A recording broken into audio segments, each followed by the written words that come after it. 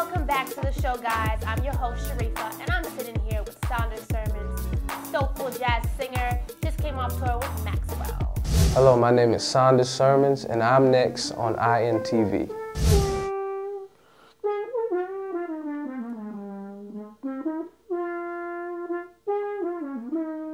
So I'm sure all the ladies want to know, they tuned in because they love Maxwell, and they want to know, what was it like touring with him, all these months?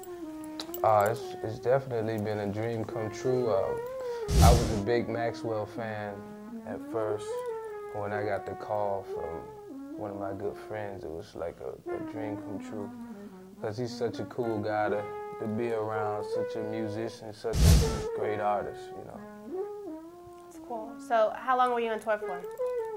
Well, this whole tour thing started. First it started in the studio. We started recording Black Summer's Night. He called us in. But it's been over a period of like 2 years so far. Oh, wow, that's a long time. Oh, yeah. And so you guys just recently came back from performing at the Grammys. Now, as a kid, did you ever tell yourself, like, one day I'm gonna make it to the Grammys, I'm gonna make it there? What was that like, just being in that environment? Oh my goodness. Being at the Grammys was like a dream come true, because I watched the show for a bunch of years, I always wanted to be there. I didn't know how I was going to be there, but it was definitely a dream to see everybody that's in the show business that's at the top of their game, So it's definitely a great opportunity. So let's backtrack a little bit. You have been singing since the age of 5. Right. And playing the trombone, which we have behind us, our guest of honor. You've been playing that since 11. Right. How did you get started in music? How did you pick up this instrument? Well, I got started in music in church. My granddaddy was a bishop in New York, in the Bronx. I picked up the trombone at age 11, and we were picking instruments in the classroom, and everybody was picking the saxophone and the trumpet. So I looked at the trumpet, I was like, it only has 3 valves, that look boring. So I looked at the saxophone, I was like, it's too many keys. So I saw the trombone, it looked simple, but in actuality, it's the hardest.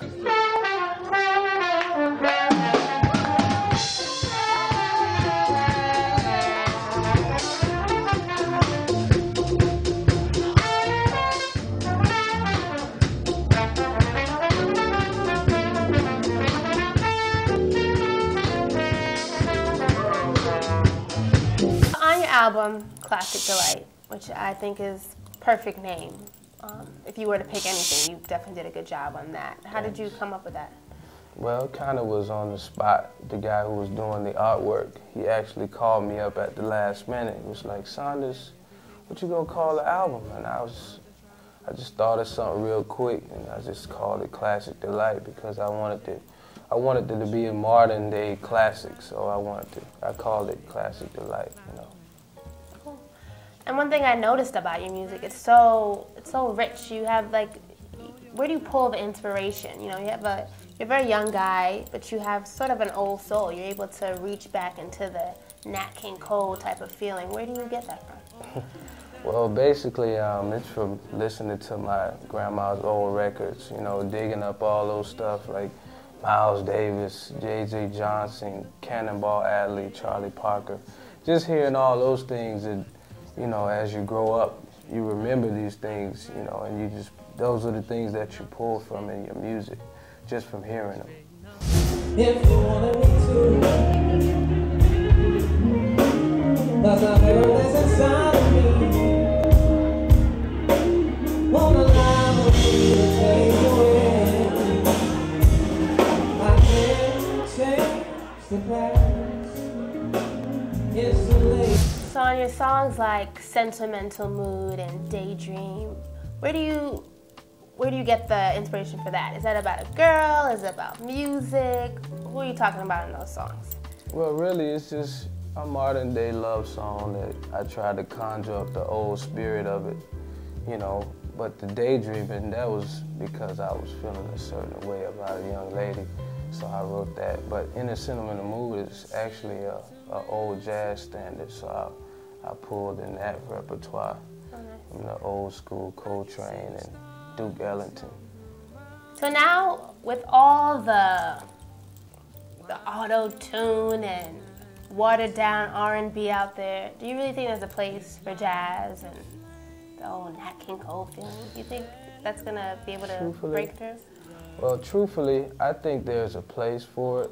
And jazz is an art form, you know, it appeals to a certain audience. But, I mean, the new R&B that's out now, it has its place for right now. You know, I don't have anything against it because I think it's hip, you know, I think it's fresh. It's a cool way of approaching certain kind of music. But jazz is definitely, it has its place, but, you know, the new R&B is, it's what jazz used to be, so it's popular now, so we'll see. We will see. Something I wanted to touch on, especially in like today's, you know, we're facing the recession and things like that, and when you hear about schools closing down programs, always the first thing that gets cut is the music program. And picking up the trombone at 11, do you think that your life would have been any different today had you never started playing? It really would, but I think it's unfortunate that the first thing they do is, you know, cut the music out of the school, because the music is a good outlet for the kids in the street. Because I grew up in Miami, Florida, in Carroll City, and it was a little rough, you know, but when we had music, it kept us out of trouble. We had the marching band and different outlets to, you know, go to and to turn to instead of the street. So I think it's unfortunate that they pull from the arts, because most of the kids in the inner city, they're very talented, and when you take that from them, you take everything, you know. In my love for a song, all I think about is you. Let's make a trip, let's go somewhere far, someplace beautiful, the baby you deserve. So tell the people where they can find your music and, you know, your pictures, everything. Okay, cool. You can find my music on iTunes, Amazon.com, DustyGroove.com, Billboard.com, CDBaby.com, and all the rest of the .coms. And my website is SaundersSermons.com. And of course, the most important .com is the one that you are at right now, and that is I'mNextTV.com.